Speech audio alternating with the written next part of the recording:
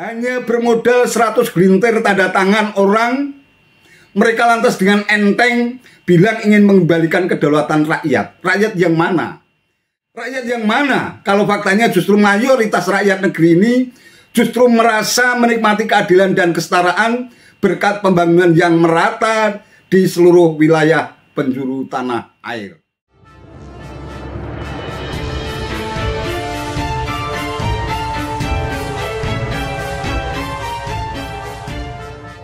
Assalamualaikum warahmatullahi wabarakatuh. Salam sejahtera untuk kita semua, salam budaya.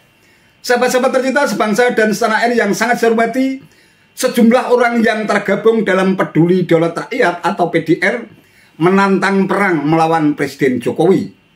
100 orang yang kabarnya berasal dari unsur ulama, cendekiawan, purnawirawan, akademisi, advokat, seniman, budayawan, dan kaum emak-emak tersebut telah menandatangani dan menyerahkan petisi tersebut dan diterima secara langsung oleh anggota MPR Tamsil Linrung pada hari Kamis 20 Juli 2023 yang lalu. Beberapa di antara mereka yakni ada Letnan Jenderal Purnawirawan Yaya Sudrajat, Letnan Jenderal Mar Purnawirawan Soeharto, Letnan Jenderal TNI Purnawirawan Samsu Manegara, Abdullah H. Mahwa, Amin Rais, Antoni Budiawan, Mayor Jenderal TNI Purnawirawan Sunarko, Marwan Batubara, Haji Hatta Taliwang, Habib Muksin Alatas, Daniel M. Rosid, Saganda Nainggolan, Hadindin S. Maulani, Mudrik Malkan Sangidu, Muslim Arbi, Jenderal Tiasno Sudarto, dan Profesor Sri Edi Swasono. Presiden Jokowi dituntut mundur oleh sekelompok orang lalu menyerahkan petisi ke MPR. 100 tokoh yang tergabung dalam Penegak Daulat Rakyat atau PDR terdiri dari ulama, cendekiawan, purnawirawan, dan emak-emak menyerahkan petisi 100 ke MPR RI pada Kamis 20 Juli berisi desakan agar MPR dan DPR RI memakzulkan Presiden Joko Widodo atau Jokowi. PDR juga mengajak seluruh elemen bangsa secara konstitusional berjuang memulihkan kembali azas kedaulatan rakyat yang telah dirampas sekelompok elit yang bernama oligarki. Anggota MPR RI Tamsil Linrung secara langsung menerima petisi 100 itu. Dia berjanji meneruskan aspirasi itu kepada pimpinan MPR dan DPR.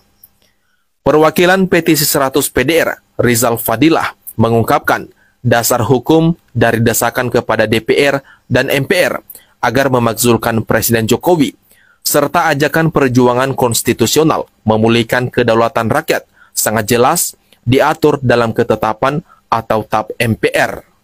Ketetapan MPR nomor 6/MPR/2023 tentang etika kehidupan berbangsa dan pasal 7A UUD 1945 yang mengatur soal mundur dan pemakzulan presiden, kata Rizal dalam keterangannya pada Kamis 20 Juli.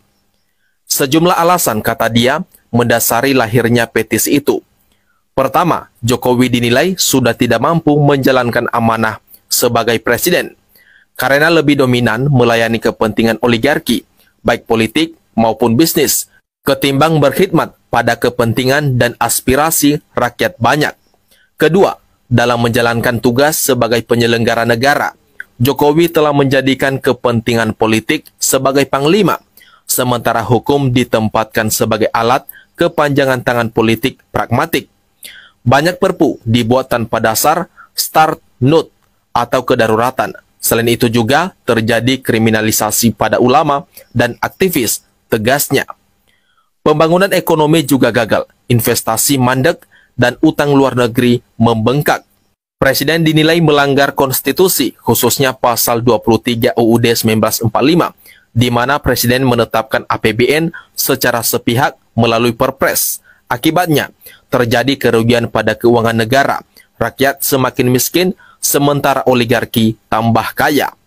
Kemudian lagi, Presiden Jokowi juga dituduh bertanggung jawab atas pelanggaran HAM berat. Jokowi ikut campur dalam mendukung dan menyiapkan penerus presiden melalui pemilu 2024.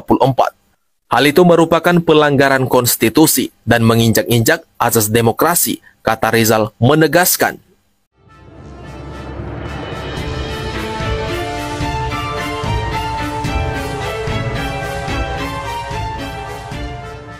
Ya. Kalau melihat siapa saja yang berada di balik pengajuan petisi tersebut tidak jauh berbeda dengan mereka yang selama ini teriak-teriak people power yang katanya pernah berlangsung di sejumlah daerah seperti Solo, Jakarta, Bandung, atau Sumatera Barat. Tuntutan mereka mendesak DPR dan MPR untuk memproses pemakzulan Presiden Jokowi sesuai mekanisme yang berlaku dan mengajak seluruh elemen bangsa untuk secara konstitusional memulihkan kedaulatan rakyat yang telah terampas oleh elit oligarki. Menurut versi mereka, semakin kuatnya gaung pemakzulan di akhir masa jabatan Jokowi disebabkan karena Jokowi tidak terlihat semangat untuk mengakhiri masa jabatan dengan cara baik-baik. Jokowi tidak bertobat apalagi meminta maaf pada rakyat serta membuat kemaslahatan. Justru Jokowi terkesan semakin terang-terangan cawe-cawe dalam rangka untuk memperpanjang kekuasaannya. Rakyat menilai bahwa Jokowi sudah tidak mampu dan terlalu besar dosa politik yang ditanggungnya. Presiden Jokowi seperti tidak peduli dengan perasaan rakyat yang kecewa atas kebijakan politik yang diambilnya. Meski sudah tidak memiliki kemampuan untuk menunaikan amanah, tetapi masih juga jumowo merasa dibutuhkan oleh rakyat. KKN dianggap biasa, hukum dijadikan sebagai alat politik, ekonomi semakin memberatkan, serta agama yang dipinggirkan, kesesatan dipelihara dan dibiarkan. Waduh. Nah, yang bikin kita miris, mereka masih juga dengan mudah menuduh tanpa bukti kalau Jokowi disebut sebagai rezim yang menghalalkan segala macam cara untuk melanggengkan kekuasaan, sehingga mereka terus berteriak kalau Jokowi akan memperpanjang masa jabatan sehingga pemilu 2024 ditunda, atau kalau tetap berlangsung Jokowi dicurigai bakal bermain curang.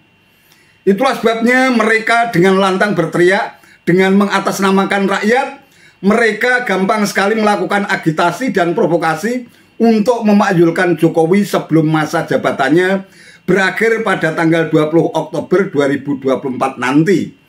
Tidak jauh berbeda dengan teriakan para demonstran jalanan, bahkan memberikan alternatif pada Jokowi mundur dengan cara baik-baik atau dimakzulkan lewat aksi people power. Aduh, inilah kelompok demago kekuasaan yang suka menghasut rakyat demi memanjakan sahabat politik mereka yang kemaruk kekuasaan dengan cara mengambil alih kekuasaan dari pemerintahan yang sah dan legitimate. Ini urusan negara yang menyangkut hajat hidup sekitar 270 juta rakyat. Tidak bisa dibuat main-main. Hanya bermodal 100 gelintir tanda tangan orang, mereka lantas dengan enteng bilang ingin mengembalikan kedaulatan rakyat. Rakyat yang mana? Rakyat yang mana? Kalau faktanya justru mayoritas rakyat negeri ini justru merasa menikmati keadilan dan kesetaraan berkat pembangunan yang merata di seluruh wilayah penjuru tanah air. Bikin gaduh aja. Itu saja yang bisa saya sampaikan. Terima kasih atas perhatiannya. Wassalamualaikum warahmatullahi wabarakatuh.